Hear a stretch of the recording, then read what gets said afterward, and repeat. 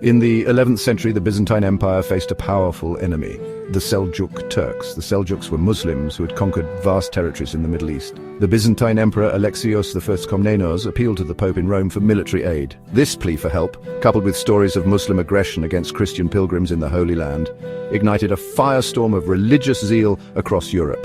Pope Urban II delivered a powerful sermon at the Council of Clermont in 1095. He called upon Christian Europe to take up arms and liberate Jerusalem from Muslim rule. Urban's words struck a chord with the European populace, who were already deeply religious. The First Crusade, from 1095 to 1099, witnessed an unprecedented outpouring of religious fervor. Ordinary people, knights, and even nobles joined the march eastward. The Crusaders, despite their lack of military coordination, achieved remarkable victories. They captured Nicaea, a key Seljuk stronghold, and Antioch, a strategically important city. In 1099, the Crusaders reached Jerusalem, the ultimate goal of their pilgrimage. The siege of Jerusalem was a brutal affair, lasting over a month. The Crusaders, fueled by religious zeal, finally breached the city walls and captured the Holy City.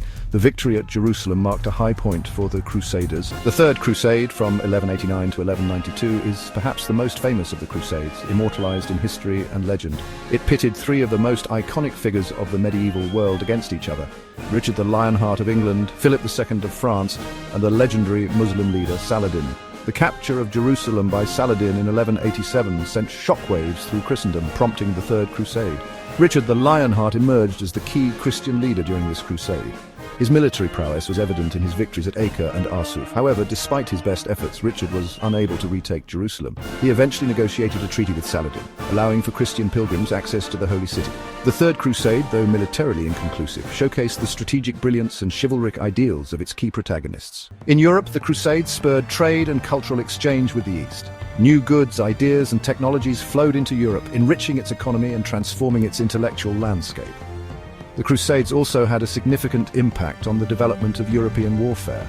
In the Middle East, the Crusades led to the establishment of Crusader states, which, though temporary, left their mark on the region's cultural and religious landscape. The Crusades were not just about military conquests, they also had a significant cultural impact. The interaction between European Crusaders and the people of the Middle East led to a cross-fertilization of ideas, art, and architecture. European scholars rediscovered classical Greek and Roman texts that had been preserved in the Islamic world, sparking the Renaissance. The Crusades exposed Europeans to Islamic art and architecture, influencing artistic styles and architectural designs. The tales of chivalrous knights and epic battles inspired countless poems, songs, and stories. The Crusades continued to capture the imagination of artists and storytellers. The Crusades were shaped by the actions of numerous individuals, both famous and infamous. From the fiery Pope Urban II, who launched the First Crusade, to the cunning Saladin, who recaptured Jerusalem, these figures left an undeniable mark on history. Richard the Lionheart, known for his military prowess and chivalric code, became a legend in his own time. Eleanor of Aquitaine, one of the most powerful women of the Middle Ages, played a pivotal role in the Crusades, financing armies and even traveling to the Holy Land herself. The Crusades were a stage for both great leadership and terrible cruelty, shaping the destinies of nations and leaving behind a complex legacy. Crusades continued to fascinate and inspire, finding their way into popular culture through various mediums. Books, movies, television shows, and video games have all drawn inspiration from this tumultuous period in history. Ridley Scott's epic film Kingdom of Heaven brought the Crusades to life on the big screen, depicting the siege of Jerusalem and the clash between Saladin and Balian of Ibelin.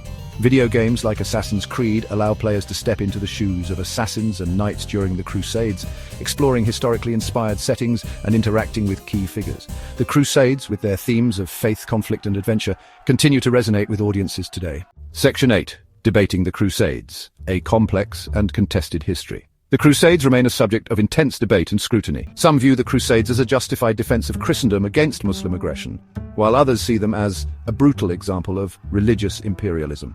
The Crusades were undoubtedly a period of great violence and bloodshed, but they also fostered cultural exchange and intellectual growth. Understanding the Crusades requires a nuanced perspective, acknowledging both the positive and negative aspects of this complex historical period. The Crusades, though they took place centuries ago, hold enduring relevance for us today. They serve as a stark reminder of the dangers of religious extremism and the devastating consequences of intolerance. They also highlight the importance of intercultural understanding and the need for peaceful coexistence. By studying the Crusades, we can gain a deeper understanding of the historical forces that have shaped our world and learn from the mistakes of the past. The Crusades, with all their complexities and contradictions, continue to challenge us to think critically about the relationship between faith, violence, and the human condition.